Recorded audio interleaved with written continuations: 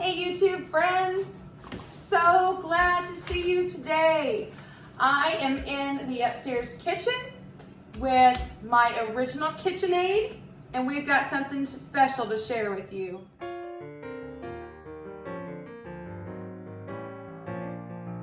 I am so excited. I'm going to be trying a new recipe. Let me ask you something. Do you like Whoppers candies? Do you like fudge? Do you like cookies? If you like all three, you're gonna love this recipe. Well, at least I think so. It's a new recipe I found online, and I just knew I had to give it a try. And when Ashley from CNC Farm said that I get to be on the bonus day for her 12 Days of Christmas Cookies collab, I knew immediately this is the recipe that I wanted to try. Okay, whoa, reverse that. I take that back a minute. I wanted to make like a chocolate chip Whopper cookie, but then I started doing a little more research and I found this recipe today, which is a bar cookie. And if I love ooey gooey bar cookies, and I thought, did she say fudge? Ooh, I'm in. So let's give it a try. This is the cookie making machine. This one, my grandpa, he used this thing. Actually, it was his second one. He went through and burned up the first one. So, if you will follow along with me, we're gonna try this together. It is called Whopper cookie bars. And don't worry, I'll give credit down below and give you the recipe and everything, so if you don't have to get your pen and paper out today. It says, oh, I've got to preheat my oven, which if you just heard that, it's at 375 degrees, which is kind of high for a cookie, but I'm gonna go with it. First thing we need to do is mix our Crisco. Well, I have something similar to Crisco. It's just the off-brand, all vegetable shortening. You're supposed to use the butter kind. So I'm gonna show you a little trick of how we can get around that. We need 3/4 of a cup. So this is half cup.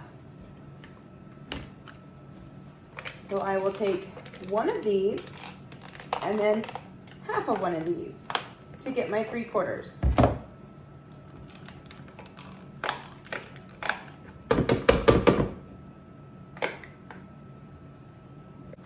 We're gonna add just a little bit of butter flavoring to this. Just a splash. We don't wanna do too much. It's pretty potent. 2 tablespoons of milk. Farm fresh if you got it.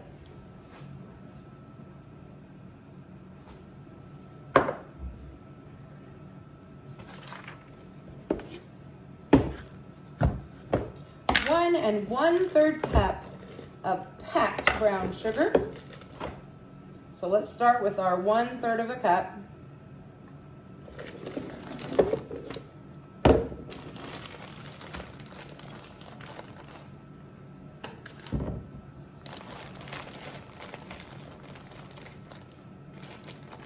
And I like to just pack it in like this. It's so much less messy. There's half.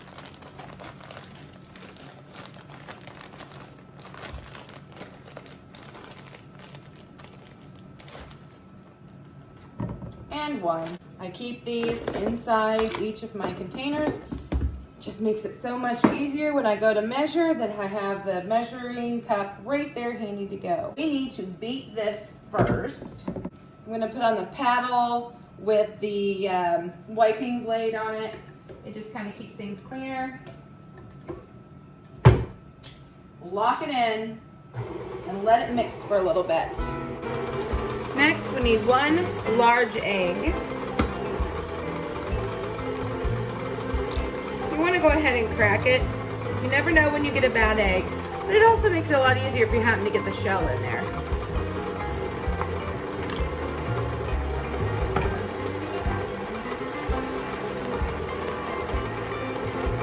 Once this is nice and combined, we're going to add the malted milk powder. We need 1/4 cup of that. Oops. It's gonna be a little extra. I won't put all that in there. Now we need some flour. 1.5 cups. I love being able to use these sides because you can just get it straight off. You don't have to get your butter knives out anymore. There goes one.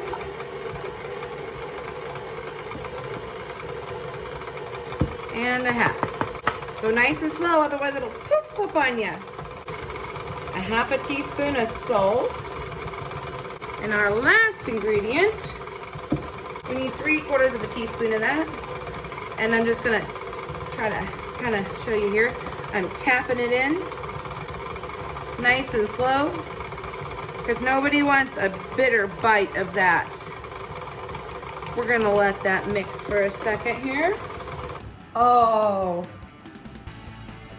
I just want to lick the beater. But I'll be a good girl today. And here is our first layer. The cookie part.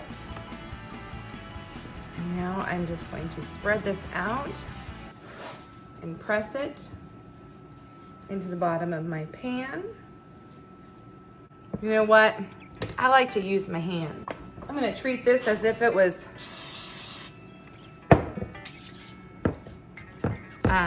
Rice Krispies. That's how you can flatten those out so easy.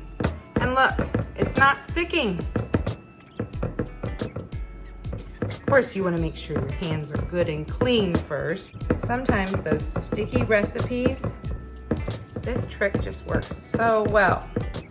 Okay, into the oven we need to go 18 to 20 minutes. While the cookie base is in the oven, we're gonna go ahead and start making the fudge. You'll need a can of sweetened condensed milk. And I need to go ahead and get that going. Woo! Turn that down a bit. Just gonna heat this up a bit. And a bag of chocolate chips. Now, it called for, I believe, semi-sweet. I love dark chocolate, and so does my husband. The recipe calls for 12 ounces, but this one's actually only 10. But we're gonna make it work.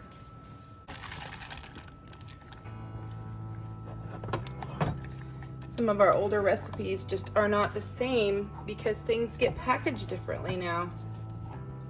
I'm gonna stir this constantly because I do not want it to scorch. By using a spatula, I can pull off the bottom. It does say to use a whisk at one point, but I'm gonna wait until this is nice and melted. This is our fudge layer. All right, that's looking pretty melted. The next thing we need is 1/4 cup of malted milk powder chocolate. So basically Ovaltine. And I didn't have Ovaltine, so I made my own. And I have a video about it, so I'll try to share somewhere. But I think it's time to get out the whisk. And we're going to pull it off the heat as soon as we get this mixed in.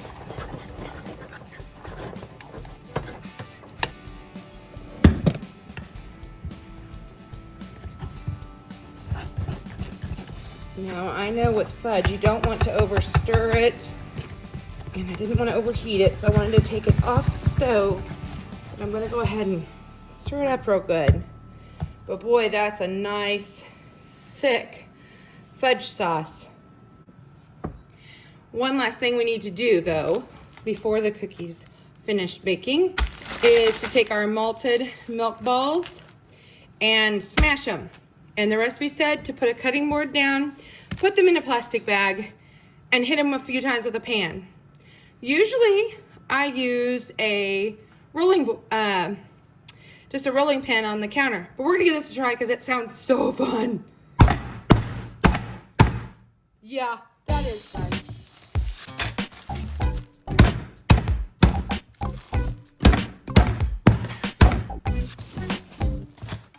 I think think that looks pretty good. She said it's okay if there's still a few full pieces, but just a couple more.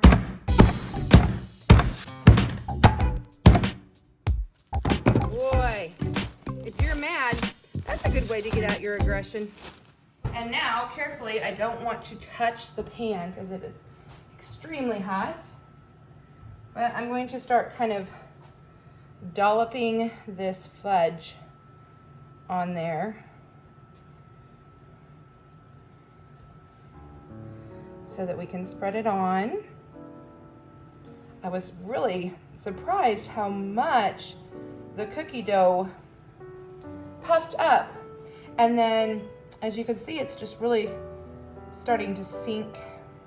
When I checked it at 18 minutes, it had sunk on this side, but not this side. And so I went ahead and put it in for a couple more minutes. In hindsight, I forgot that this oven has a hot spot. I should have turned it halfway through.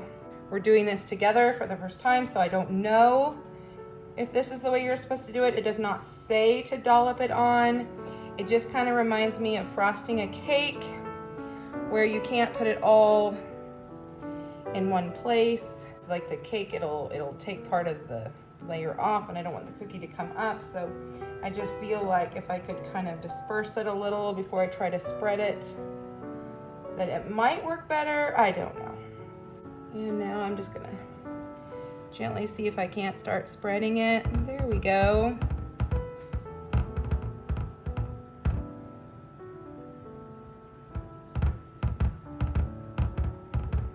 My offset spatulas are all downstairs and I didn't have time to go down and get it.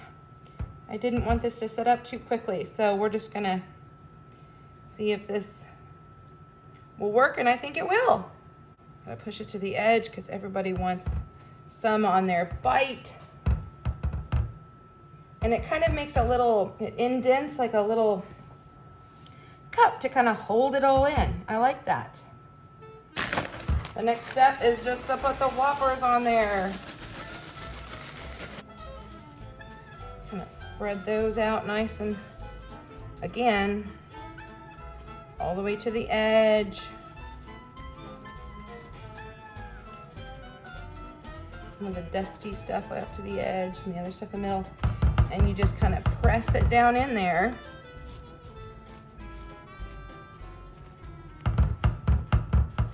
So that it all kind of stays.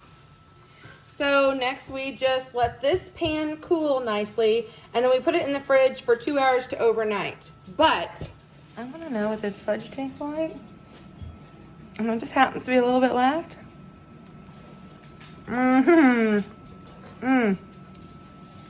That's gonna be really good, guys. All right, we'll see you in a few hours. Well, it has been, just about 2 hours. I was patient enough for that. And we're gonna go ahead and cut into these cookies and give them a try. They've been in the refrigerator. They said that they're actually good to store in the refrigerator if you want. That they taste really good cold.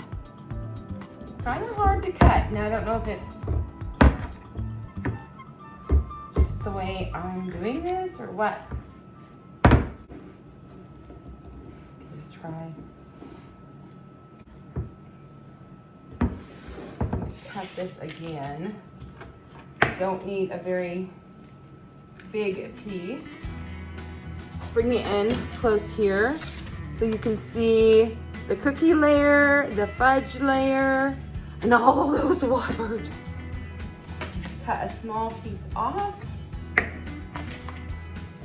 let's taste this.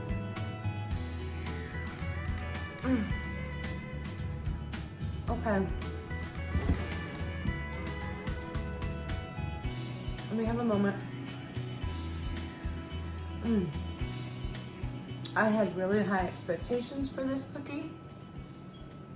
It did not disappoint. This is one that I think my family will really enjoy. And I think it's one that you'll enjoy too.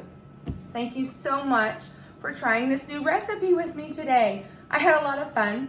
I hope that you did too. I will see you next time, friends.